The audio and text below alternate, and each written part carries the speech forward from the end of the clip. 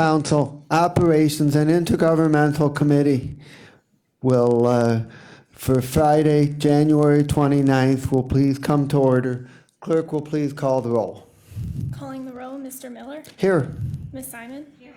Mr. Brady, Here. Mr. Germana, Here. Mr. Greenspan. Mr. Greenspan is absent. We have a quorum, and I'd like the record to reflect that Ms. Conwell is in attendance. And Ms. Simon is in attendance as well. You're on the committee. Okay. And has anybody signed in for public comment? Yes, Mr. Chair, Mr. Bob Ivory. Okay.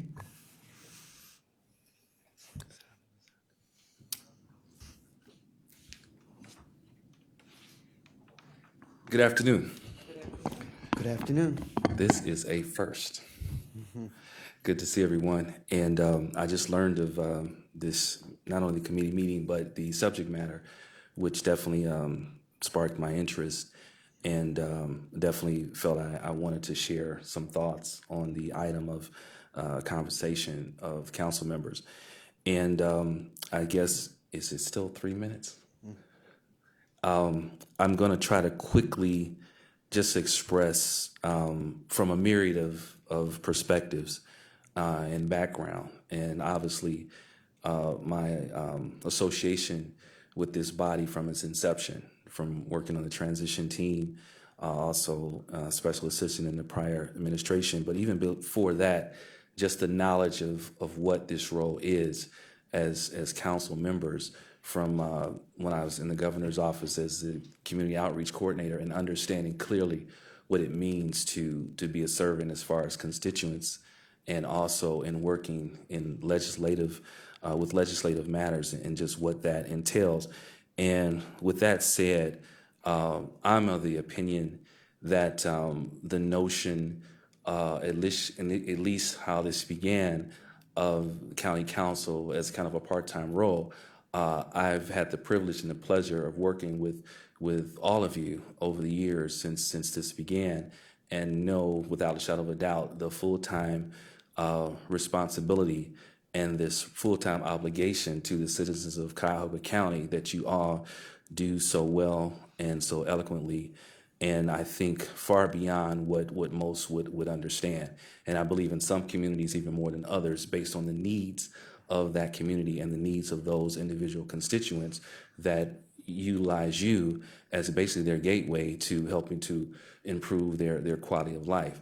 So with that said, I'm of the opinion that that an increase is not only warranted, I think it's almost academic that would be appropriate to the role that you all play, and that if you played from the beginning of the new county charter. I think that if more people knew of what you did beyond the committee meetings and beyond the council meetings and beyond the resolutions and beyond the things that most people see as legislators, and understand that your phones ring constantly in helping to meet the needs of your constituents, and that there are several in this county that are struggling and that look to you for that type of leadership and legislative guidance to help ease some of their burdens. And I just truly believe that in order, as a standard bearer, to increase in your compensation matches and responds appropriately, but more so, it sets a standard that this is a role that's much, I think, heralded, that I think appropriately should reflect, with an adequate increase. That I think if people really knew what you did on both sides of the aisle of all over the county, they would clearly understand that this was the right thing to do. Thank you. Thank you very much. Matters referred to the committee, Resolution 2016-0003. Excuse me, Mr. Chair, did you want to approve the minutes first? Yes, we'll. I'll make a motion. Second. It's been moved and seconded to approve the minutes from January 19th. All those in favor say aye.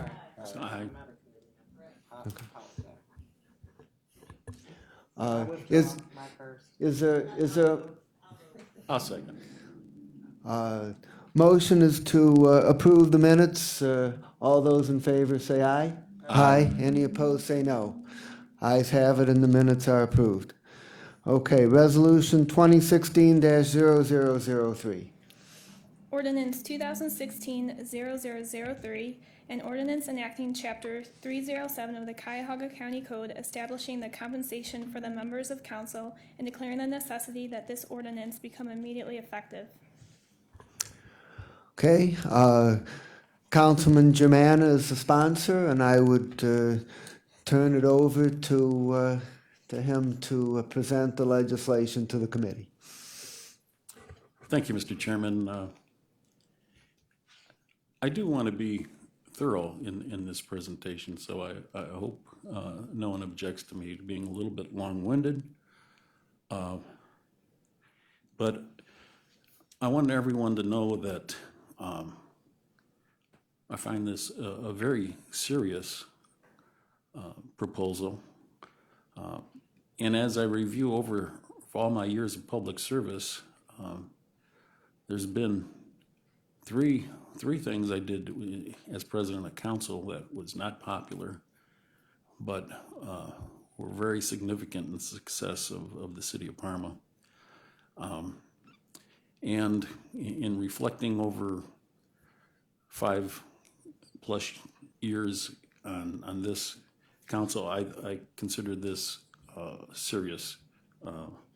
So I entered into this and proposing this not lightly, because if I thought that this was going to be taken as a money grab or where the council would lose respectability, I never would have proposed it. I don't think the well thought out reason and motivation in doing this is preposterous, and I think it's open for discussion. The other fact is, if there's not full value in discussing this, and if the council feels that it's not quite ready time, I willingly will withdraw this. But I feel strongly my motivation is in all seriousness.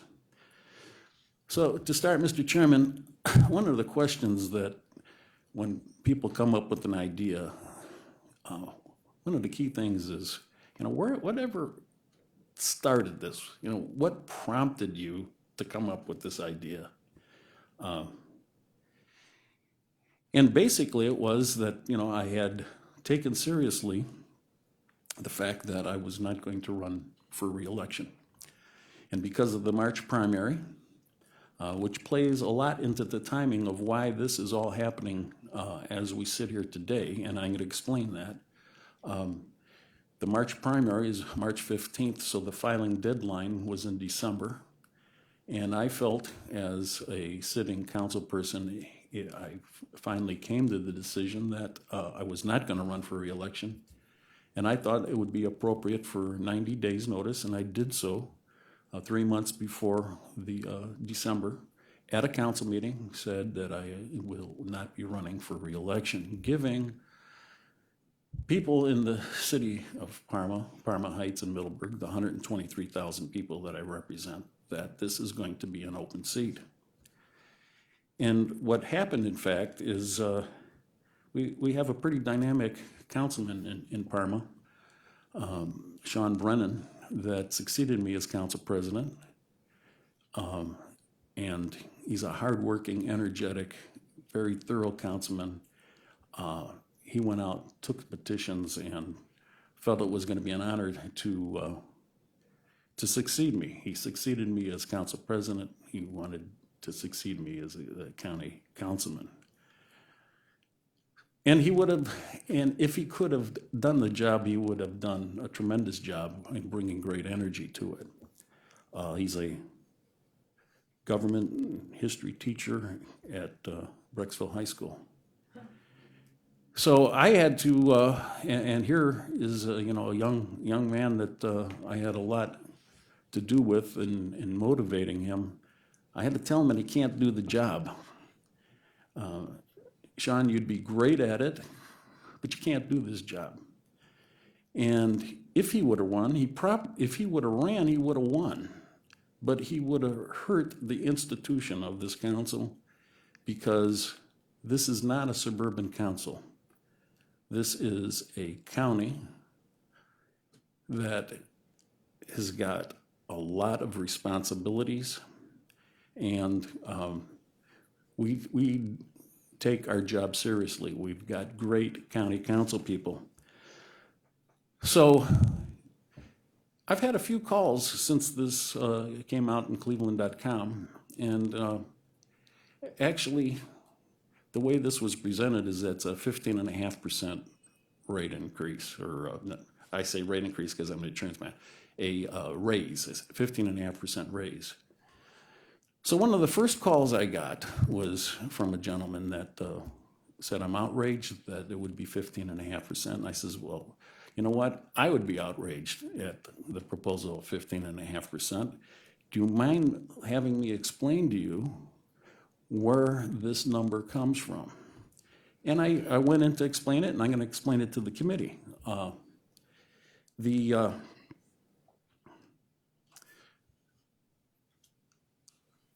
charter set the pay at $45,000, and when that amount of pay was in the charter, everyone that ran for the charter knew what they were doing. And this is one of the things that they said, well, you knew you were running for a part-time job. But when they said part-time, the people that drew up this charter, they didn't know, nor did any of the council people know that ran, what was going to be involved. All we knew on paper that it was going to be part-time, what the salary was going to be. And as it ended up, we went and planned, and we have a thorough council operation that reviews thoroughly everything that happens. And we've made some great decisions, but we all take this very seriously. But the makeup of the county council, a lot of people don't realize there's 9 committees. And those 9 committees, they have 2-hour segments. And that's not counting county council meetings or committee of the wholes that happen very often before the council meeting on Tuesday. But to just go through that quickly so the public can understand, on Mondays, from 9 to 11 is community development. On Mondays from 1 to 3 is finance and budgeting. On Mondays at 3 to 5 is economic development. On Tuesdays from 10 to noon is human resources. That's the committee that vets all the nominations and all the HR activities in this government, which is vast. From 1 to 3 is public safety and justice affairs, having to do with the courts, the sheriff, jails, 911, big committee. From 3 to 5 on Tuesdays is council operations and intergovernmental relations.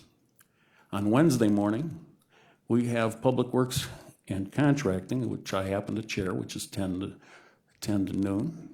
At 1 to 3 is health and human services, which goes over one of the biggest responsibilities of any county government, which is health and human services, and all that is done on committees Wednesday from 1 to 3. And then finally, from 3 to 5 on Wednesdays, the time slot is for the very important education, environment, and sustainability. And that's been added to because, Councilwoman Simon has added sustainability, which is very important for a county like ours to consider.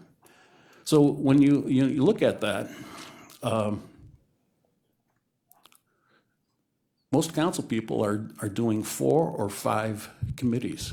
I happen to sit on 5, so I'm there Monday afternoon, all day Tuesday, and Wednesday morning. So 3 days I've got to reserve and be available. And that's not counting the 25 or 26 different boards and commissions that county council members sit on. So what some people say to me is, well, why don't you do this? And Councilman Brennan also brought this to me when I was trying to say, hey, Sean, you can't do this job. Well, why don't you do this in the evenings like council? Well, if you have 2-hour increments for committee meetings, so what are we going to do? Are we going to have 5 to 7 for the first committee and then 7 to 9? And to get 9 committees, that means you'd be meeting 4, but possibly 5 nights a week. Then you'd be expecting anybody that's going to be coming to a committee meeting to testify, which is heavily involved with administration, who's going to want to come every night till 9 o'clock? What's the expense to the county for compensating time and so on and so forth? It's not feasible. And certainly, who would run for council if they knew that every night of the week they're going to be, at least a couple of weeks is going to be every night of the week? So the way we're set up, we can't meet at night. We would have to completely shed all of the responsibility and the careful review of everything that goes into county government. So that's why someone that is going to take this job serious can't have a full-time job where they have a schedule daily, okay? Sean Brennan says to me, do we want a county where only people that own their company, retirees, or people that just can cram their job into part-time? You know, why would we want that to be the only people that can run? I took that seriously. I convinced them that he would win the election, but it would cause a problem here because, first of all, you'd have other council people that would have to carry his responsibilities in these other committees and appointments because he is a school teacher. So that's where the idea came. So next, I thought that maybe if we raise the salary, and I didn't know how much, and I didn't know where to look. So I said something to Joe Nanny, and he had an intern working for the county go to other places, because in the state of Ohio, there's only Summit County that has got a county and county council. And that intern went to other states where the county was about 1.2 million or so to see how much the council members were making. Some were lower, but most of them were pretty high. Excuse me, he didn't actually go to these other states, he looked online, is that? Yeah, he just got the information. Right, okay. So the other thing I looked at is going back to the original charter. And it was said when we were all debriefed on the county charter, the framers of the charter picked state representatives in their districts. That's why there's 11. You know, if you didn't know that, the reason there's 11 county council people is that's what the size of the state reps are. So basically, county councilmen, state reps represent 123,000 people. In my case, I represent the city of Parma Heights, and the city of Middleburg Heights. So I looked to what the state rep and the responsibilities of state rep were, and I'm familiar with state reps. I've known them during my whole time as in public life. They basically are down in Columbus Monday night, Tuesday, and Wednesday. And I looked at their salary, and they were $60,584. They have breaks, they have recesses. When it's an election, they have months and months where there's not meetings, they get less for special committees. So that was one consideration. I looked at the only other thing that we could compare that is close by is Cleveland City Council. Cleveland City Council people have meetings during the day. They represent roughly 25,000 people. They have allowance for offices, they have allowance for a staff person, and they make $75,000 a year. That was another thing. I didn't think that we wanted to go 75,000. So what I did, I took into consideration that we've set a pattern in Cuyahoga County to employees, and the recent raises that have been handed out in Cuyahoga County have been limited to 2%, and we've had tremendous cooperation from the unions and people that are part of that. And even as recently as just this week, we passed a raise for the next 2 years at 2%. So I took into consideration what's good for the goose is good for the gander, and I looked at what if we use that 2% for county council? What would that do? Now, you take 2% the first year after we were in, and you go over the amount of years. Now, I want to just interrupt here to explain this. If this is instituted, it's not going to be until 2019. And the reason we're doing that is so that all council members serving, either if they're even number or odd number, would start getting the raise at the same time. That's number one. Number two, it's state law that council members cannot vote on raises during the time that they're in office. So it ends up that that's interpreted, and when I asked Mike King to find out if we do this, when do we have to do it, and I found out we've got to do it 30 days before the primary. And because of this March primary, all of a sudden, wow, we've got to pass this. If this doesn't get passed by 30 days before the March primary, we're talking about 2021. So that's the reason of the time period. And getting back to the 2%, you take the 2%, and it's going to be 8 years between the time we started to the raise that's going to be taking place. So 2% of $45,000 is $900.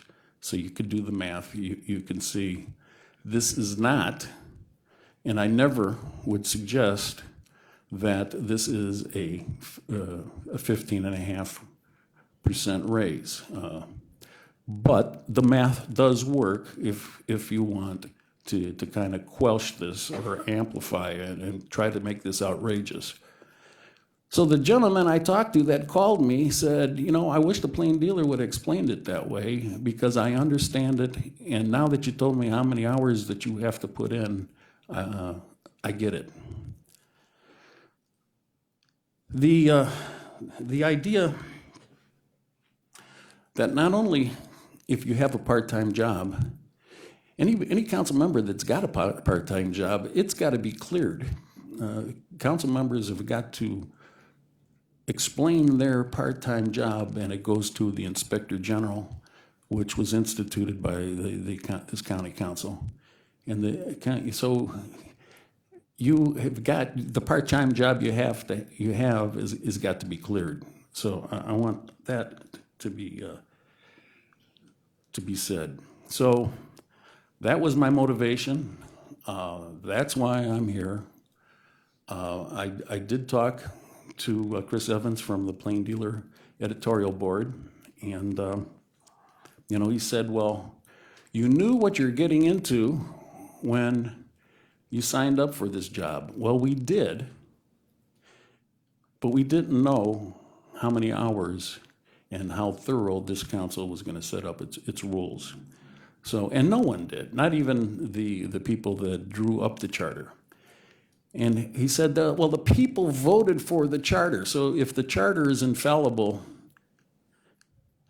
the charter did not say that the council had to wait 10 years to get a raise.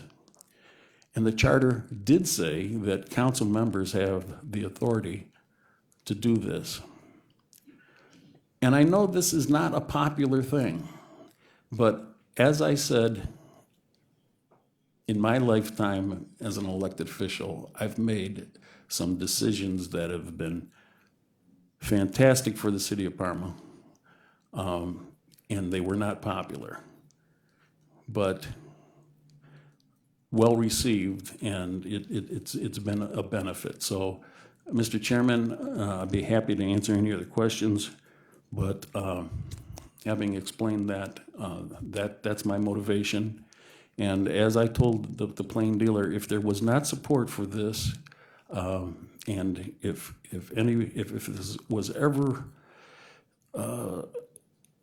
perpetrated that we were disrespectful to the public, I would have never introduced this. But I think this is serious, and I made the decision that this should go forward. Okay, thank you very much for the presentation, and I'm now going to open it up to questions or comments by any of my colleagues. Council President. Thank you, Mr. Chairman. I've been able to give this some significant thought, lots of times in the middle of the night. But I believe that the legislation is fair, and as the councilman says, it looks forward to a time 3 years from now when probably half the members who entered this council will not even be here.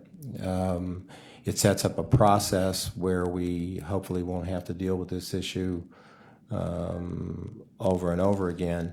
But I think there was a disconnect between some of the good folks who wrote the charter, who used suburban, which are obviously by their nature smaller, except Parma's a little bigger, smaller operations, didn't really understand the difference in the scale of a county with a 1.2 million people in it, and also didn't take into consideration the fact that this council's job, unlike even the commissioners, is not only to appropriate hundreds of millions of dollars, make all kinds of complicated decisions that much study and much work and much discussion has to go into, along with the administration and others, to come to the best decision we possibly can. It's really very specialized work. And I know that the public wants us to make the best decisions possible.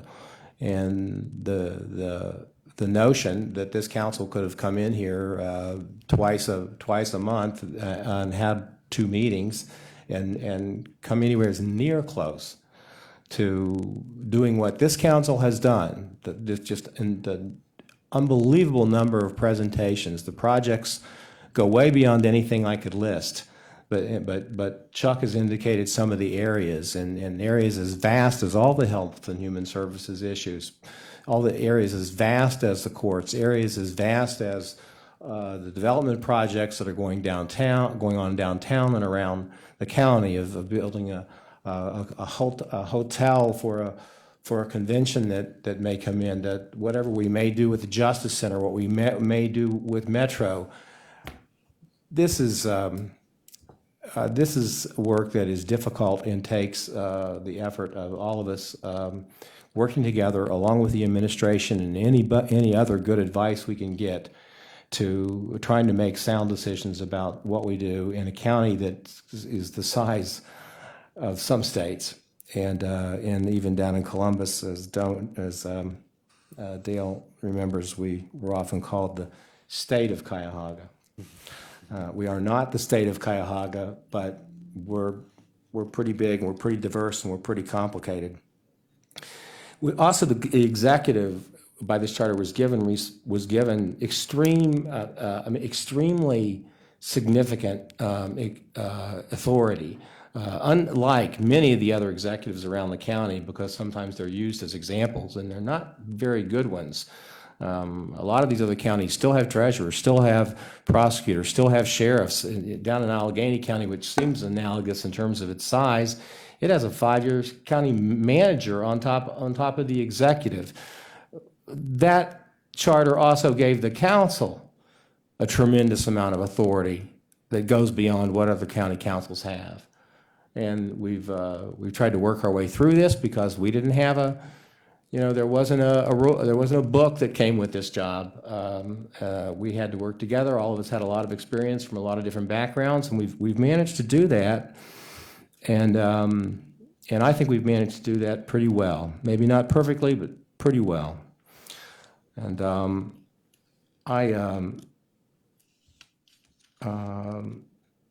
I guess want to say that while members of the council and others know I had, initial concerns over this that probably were more public relations than a look at the hard facts. I think this is an extremely fair proposal, one that I'm willing to support. I do have a substitute that my colleagues are aware of that I want to forward. But you have to be driven to want to do a job like this in a way that a lot of people don't understand, and it's quite an effort. We're proud of it. We also have to have thick skins because we're public officials, and we know we're going to be criticized, and we could be rightfully criticized for many of the decisions that we make because someone is going to disagree with us. But we have to make hard decisions. This is not one of the hardest ones, but it is unfortunately more controversial than issues that are really very much more important and much more complicated and should be taken a look at by the local media more than this is. I don't think the media has done a very good job of covering county government in the last 5 years. I don't think they've tried very hard. I don't think they know very much about what goes on down here. They make decisions off the top of their head, and 2 days later they print it in the paper. And I don't usually talk like this, but this is a different day. I'm going to defend this council, and I'm going to defend its right to be treated fairly and with respect, and make its decisions by people who were elected to make the decisions, and not by people who were not elected, but have opinions on what our decision should be off the seat of their pants. That's all I have to say. Whenever you're ready for my proposed, my substitute, Mr. Chairman, I'll be more than happy to forward that. Ms. Simon? Well, we have a substitute. Do we want to deal with that now? Yes, let's deal with the substitute. Thank you, Mr. Chairman. The substitute is very simple. It goes to the issue of, it'll be in your packet, and it simply involves the salary of the county executive, the council president. Thank you for distinguishing that. If I'm trying to prove anything, if anybody wants to be county president of this council, then they should want the job and not the salary. The salary may not be equal to the job, but I want to make myself clear about why I'm in this work. And so this substitute would keep the county council president would not go to, is presently at 55, and would only be increased by $3,000. It would not be increased by the $10,000, and so that the council president would make $57,000. Is that right? 55. It stays at 55. Thank you. $55,000, no increase at all. $55,000, 3 years from now, would be subject to the same COLAs, so we are simply taking this out of the mix. I was singled out today in the newspaper for being greedy, so I want to just demonstrate that I'm not greedy. I know with the kind of rhetoric that's been thrown around this country in the last 6 months, people are getting a little loose with the way that they talk about other people, but I don't think we all have to follow the same example that's being set in the national debates. So I would like to forward this proposal to not increase the council president's salary. May I consider that a motion? It's a motion. Is there a second? Second. Okay, it's been moved and seconded to accept the substitute, and what the substitute does is that it would keep the council president's salary at the current $55,000, and starting in 2020, whenever the salary for the members of council is adjusted, the salary for the council president would be adjusted by the exact same amount, so that a differential of $3,000 is maintained on an ongoing basis. Is there any comment on the substitute? Any discussion? Hearing none, all those in favor of accepting the substitute and making it the version of the resolution that we're working with, say aye. Aye. Aye. Any opposed, say no. The substitute is accepted. Is there any further comment on the legislation as substituted? Ms. Simon. Sure. Just a couple comments. One of which is I can't get past the irony of the intention of the charter, for the founding fathers of the charter and those who third-party observers of this council expect us to be an actual check and balance, but yet at the same time don't want this council to have the ability to do the work that's necessary to be an actual check and balance, which I think this council's worked extremely hard. This is not easy work. This is not work of a rubber stamp council. We came in with nothing and spent countless hours beyond part-time and continue to do that. If what the framers wanted was a rubber stamp, then that's what they'll get, but that's not what they wanted. And in order to get an actual body that has institutional memory and knowledge and the skill and expertise to be a legislative body, then I believe the council needs to be adequately compensated for that.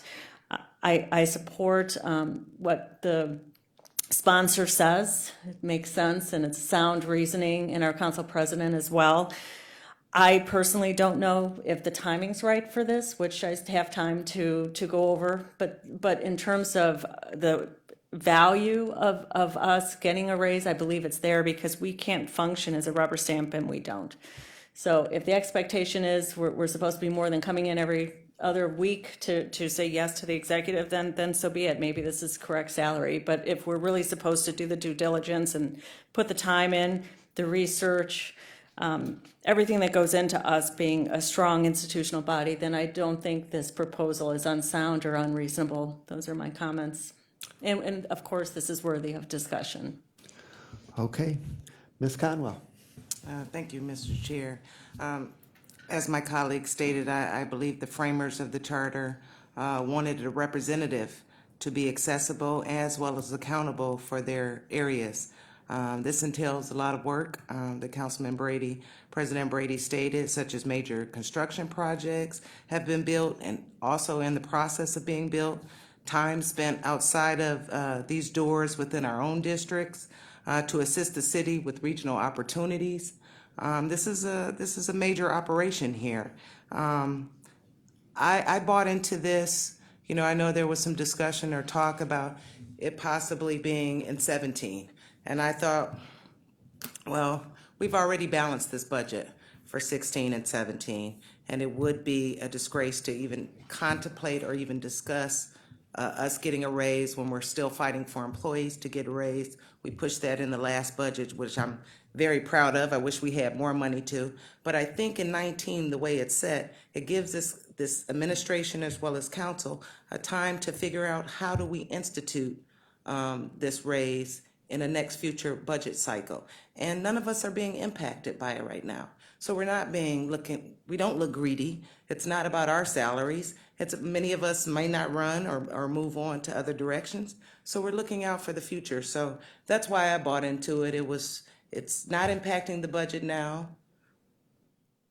Since 2009 and when this takes effect in 19, that's a 10-year span. We've already worked 5 years. So I think it's fair in a natural progression that we're pushing for all the employees here, whether it's classified, non-classified, or bargaining, we're pushing for them to get raises. Things are going up. So that's the same as well, for the executive as well as us. We don't get singled out and bread doesn't go up or gas doesn't go up for us to drive across our district. So I support this for future council members that come in and get elected by the people. It's the choice of the people to elect us to be able to substantially do the job effectively, and that will entail a raise. Thank you. Thank you. Councilman Germana. Mr. Chair, just a couple things that I left out. I think it's important, the plain dealer quoted me saying that Council Germana, me, thinks there should be more qualified candidates running. Now that could be taken two different ways, and I didn't mean that there could be more qualified people than the people sitting here. These are very, very qualified people. But the fact of the matter is, in the most recent elections, there hasn't been choices because people aren't running.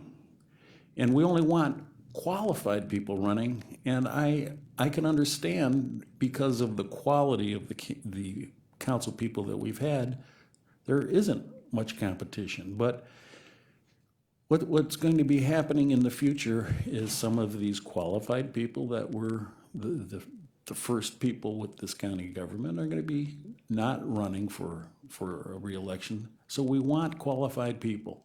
That's one of the motivations, to have more qualified candidates. The other thing is, I learned in speech class a long time ago, props are pretty important, and for anybody that is looking at this. Here's our council meeting agendas, okay? This one is average. It's 272 pages. This prop is our December 8th. That was only 418. Now this is the average. Most of them are around 300 pages.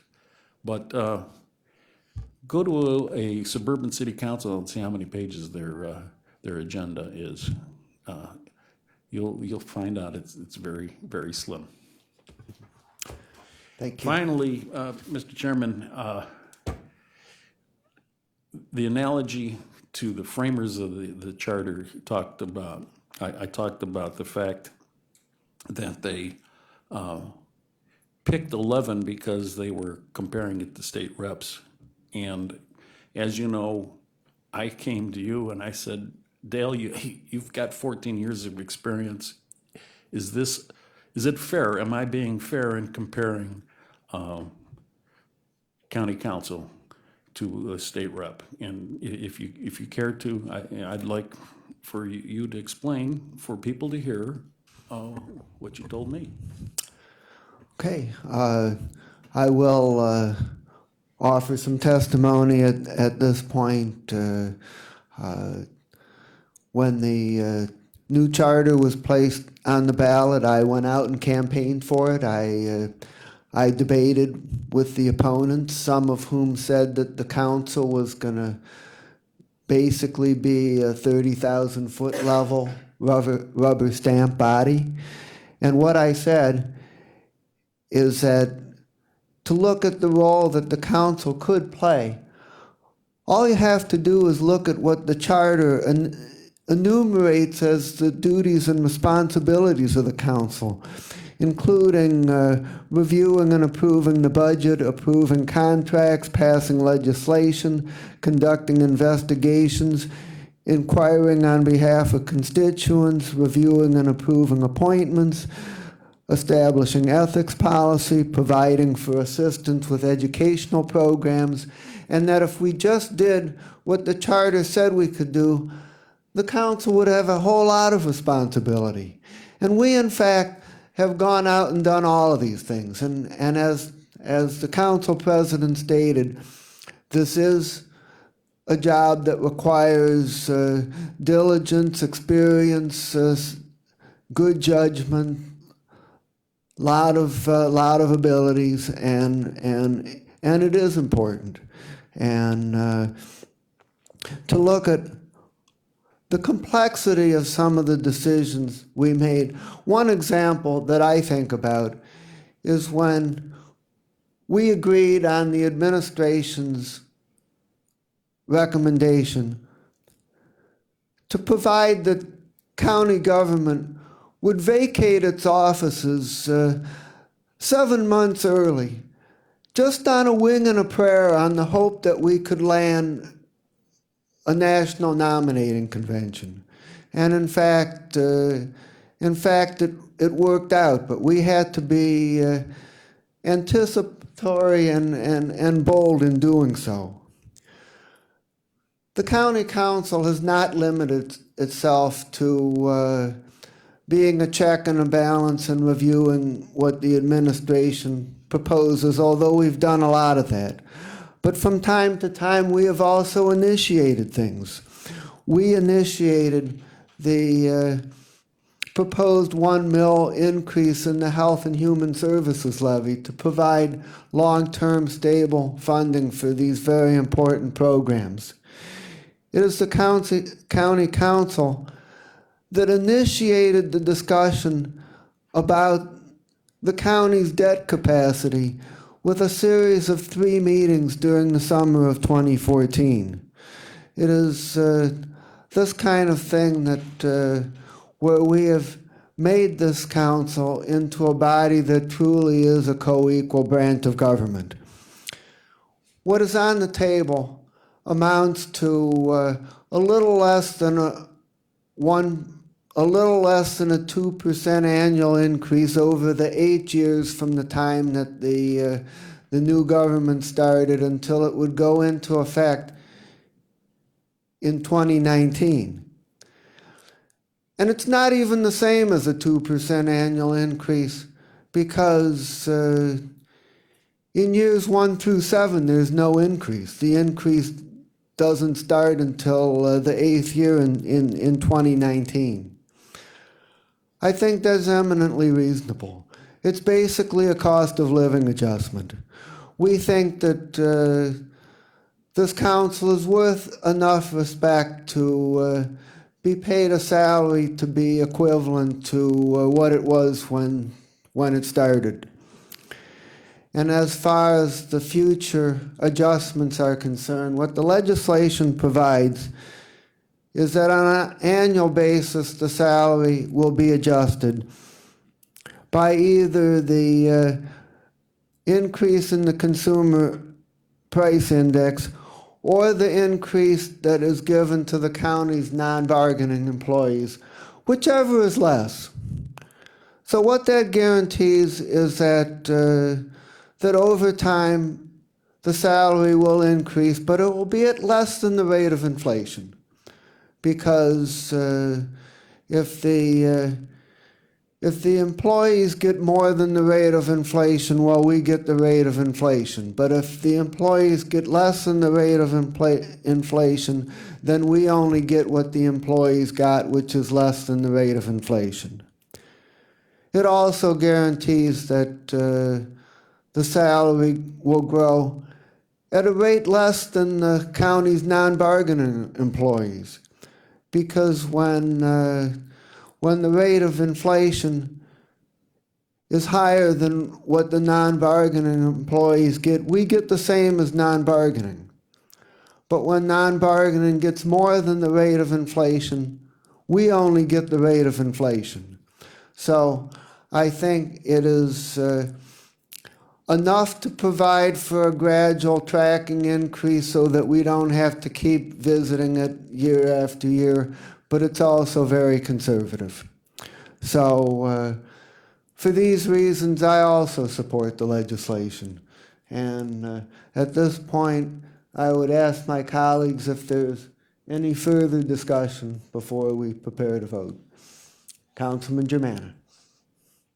To my question, because I was really concerned of was it fair to even compare a state rep to a county council? Can you just give a brief?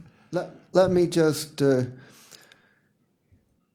state legislative salary is a little over 60,500. The district is the same size. On an awful lot of weeks, most of the members only need to be in Columbus 2 days a week. During the election years, like this year, every other year, they go into recess around the 1st of June, and they don't go back into session until after the election is over in November. There's also a Christmas break and spring break, of which we have none. They also get free parking, which is a minimum $1,000 a year benefit. And particularly if you're in the minority. You know, I was in the minority for 14 consecutive years. And when you're in the minority, the opportunity for real impactful decision making is less than we have here by quite a bit.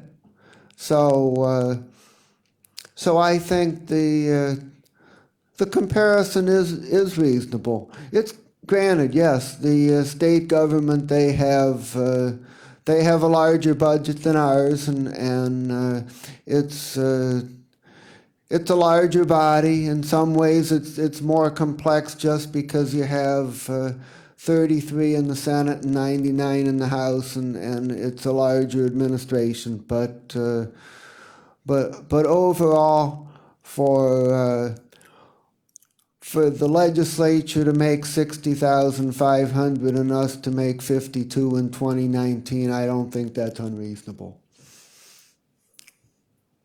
Mr. Chair, can I just add one other thing? And thank you for stating that. One thing that, to the credit of this council, it's nonpartisan. And the proof of that is some of our most important committees are chaired by Republicans. And partisanship does not come into it. And in the state rep and state senate, it has everything to do with decisions, as Councilman Miller said. But we've got a quality, nonpartisan makeup here, and I'm proud of every single council member. Do we have a motion relative to Resolution 2016-0003? Mr. Chairman, I'd like to move that this goes to the full council under second reading suspension. Is there a second? Second. It's been moved and seconded. Any further discussion? Ms. Hyman. I'll agree to pass this out of committee, but wait, my decision will be at the full council. So I am going with the passing it out of committee. Understood. Yep. That's appreciated. Thank you very much. And we respect taking the time for a final decision in a couple weeks. Okay, any further discussion? Hearing none, all those in favor say aye. Aye. Any opposed say no. Resolution 2016-0003 is recommended to the full council with a recommendation that it be placed on the agenda under second reading suspension. Is there any miscellaneous business? Hearing none, has anybody signed in for public comment? No, Mr. Chair, no one has signed in. No further comment.